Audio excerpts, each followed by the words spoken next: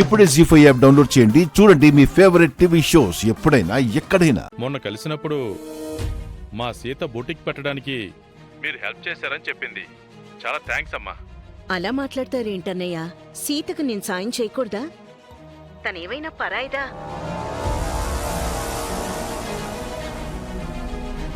సీత నా మేనకోడలే కదన్నయ్య. సీతకు నేను మేనత్తనే కదా.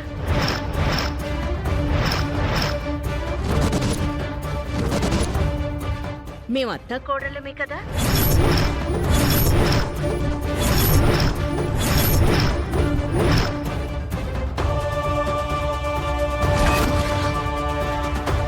రామ్ నా కొడుకు, సీత నా కోడలు. వాళ్లతో నేను చాలా సంతోషంగా ఉన్నానన్నయ్య.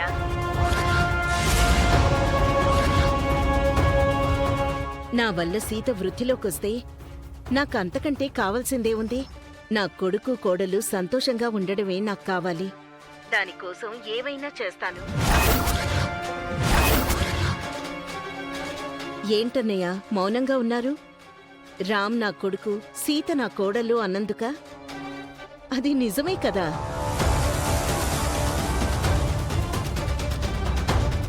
ఎప్పుడైతే నేను నీ చేతికి రాఖీ కట్టానో అప్పుడే నువ్వు నాకు తోడబుట్టిన అన్నయ్యవయ్యావు.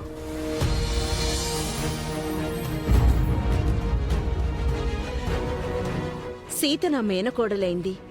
సీత భర్త రామ్ నా కొడుకయ్యాడు. మనం బంధువులం కావడానికి రక్త సంబంధం అవసరం లేదన్నయ్యా. రాఖీ బంధం చాలు.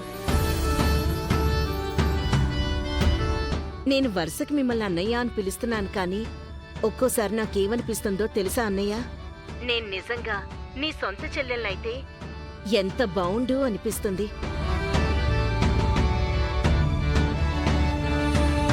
ఈ జన్మలో ఎలాగో మీ చెల్లెల్నే అనుకోండి. వచ్చే జన్మలో కూడా మళ్ళీ మీ చెల్లెలుగానే పుట్టాలనుందన్నయ్యా. తప్పకుండానమ్మా. జన్మ జన్మలకు నువ్వే నా చెల్లెలు కావాలి. సీతకి అండగా ఉన్నందుకు సంతోషం అమ్మా. ఉంటాను. సరే అన్నయ్య. వదినని అడిగానని చెప్పండి. మీ ఆరోగ్యం జాగ్రత్త. అలాగేనమ్మా. సరే అన్నయ్య.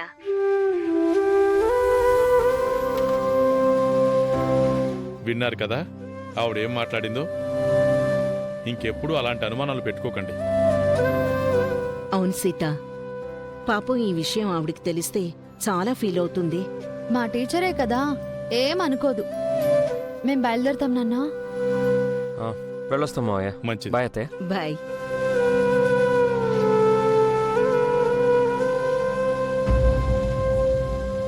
ఇంకా నయం, సుమతి నిజం చెప్పలేదండి.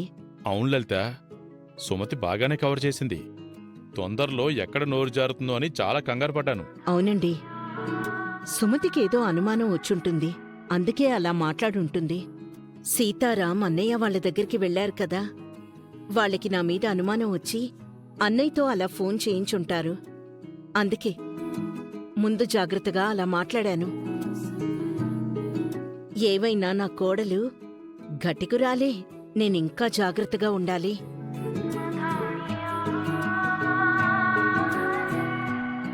జీ5 యాప్ డౌన్లోడ్ చేసి అన్ని ఎపిసోడ్స్ పూర్తి ఉచితంగా చూడండి.